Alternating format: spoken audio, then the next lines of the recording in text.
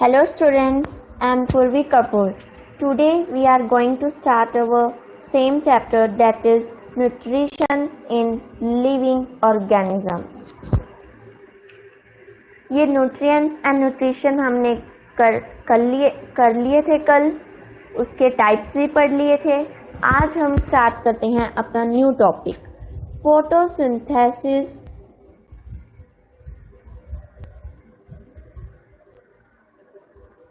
food making process in plants. Synthesis of food in plant occurs in their leaves. यानी कि जो photosynthesis है, खाना बनाने की जो प्रोसेस है प्लांट्स में, पेड़ पौधों में, वो उनके लीव्स में होती है. Hence, leaves are called food factories of the plants. इसलिए उन्हें प्लांट्स की फूड फैक्ट्रीज कहा जाता है. फूड फैक्ट्रीज मतलब जहाँ पर फूड बनाया जाए उस तरह की factory. The leaves have a green pigment called chlorophyll. अब इसको पढ़ के हमारे दिमाग में क्वेश्चन आता है कि लीव्स में क्यों बनता है, क्योंकि लीव्स में एक स्पेशल ग्रीन पिगमेंट प्रेजेंट होता है जिसे हम क्लोरोफिल कहते हैं. देखिए यहाँ पे आपके एक डायग्राम में ये जो चीज क्लोरोप्लास्ट दिख रही है ना, इसे कहते हैं क्लोरोफिल. क्लोरोफिल के अंदर क्लोरोप्लास्ट प्रेजेंट होता है. Okay, it helps leaves to capture the energy of the sunlight. अब इसका फंक्शन क्या है, इसका क्या काम है, ये क्या काम करता है? ये कैप्चर करता है सन रेज को, सनलाइट को. जो सन से रेज आ रही होती हैं उन्हें कैप्चर करता है लीव्स के अंदर. This energy is used by the plants to synthesis their food. ये जो एनर्जी है सनलाइट की, वो प्लांट्स के द्वारा यूज की जाती है. क्यों यूज की कैसे यूज की जाती है, क्या जरूरत पड़ती है उन्हें टू सब्सटेंस की जरूरत पड़ती है, carbon dioxide and water. Carbon dioxide वो लेते हैं एयर में से और वाटर लेते हैं वो सॉइल में से, underground water. This process is called photosynthesis. और इसी सारी प्रोसेस को फोटोसिंथेसिस कहा जाता है. इसको मैं आपको एक कॉमन एग्जांपल से समझाती हूँ. जैसे कि घर में आपने अपनी मदर्स या आप खुद अगर खाना बनाते हैं तो आपने देखा होगा कि हम कोई भी यूटेंसिल्स लेते हैं, कुकर, प्रेशर कुकर लेते हैं, तो आप क्या करते हैं, आप मान लीजिए कि आपने कुकर लिया, उसमें सारे इंग्रेडिएंट्स, नमक मिर्च जो भी आपने सब्जी बनानी है उसके सारे इंग्रेडिएंट्स आपने उसमें डाल दिए. तो वो पड़े पड़े तो नहीं पक जाएंगे, उनको पकाने के लिए हमें आग की ज़रूरत पड़ेगी. वैसे ही आग, अब फूड भी ऐसे नहीं बन जाता प्लांट्स में.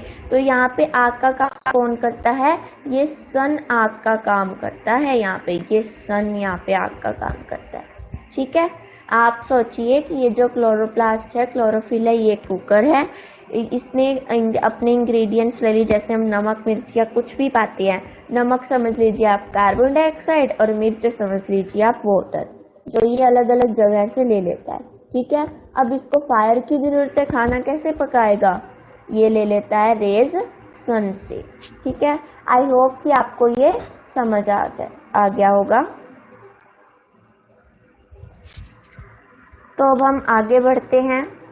तो अब हमारा नेक्स्ट क्या है, लिटरल मीनिंग ऑफ फोटोसिंथेसिस.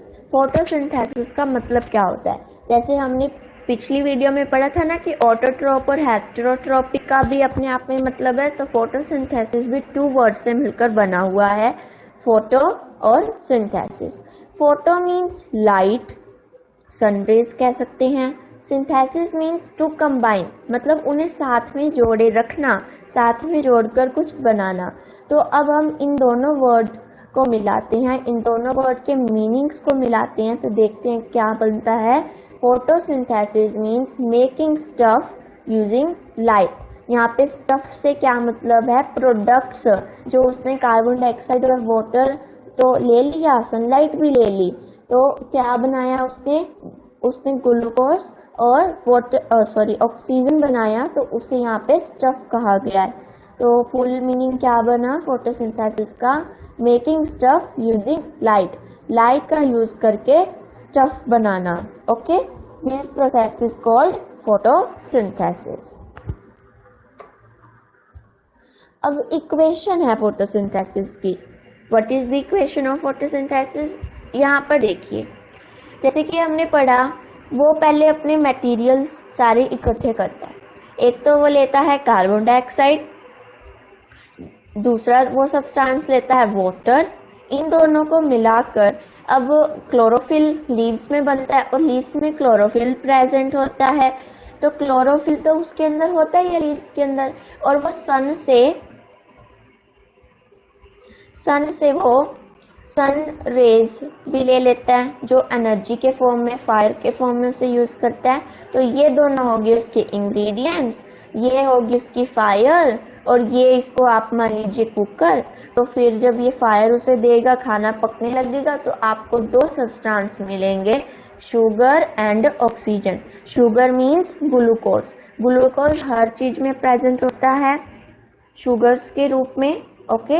यानी कि रोटी जो आपको फीकी लगती है ना, उसमें भी ग्लूकोज प्रेजेंट होता है, ओके।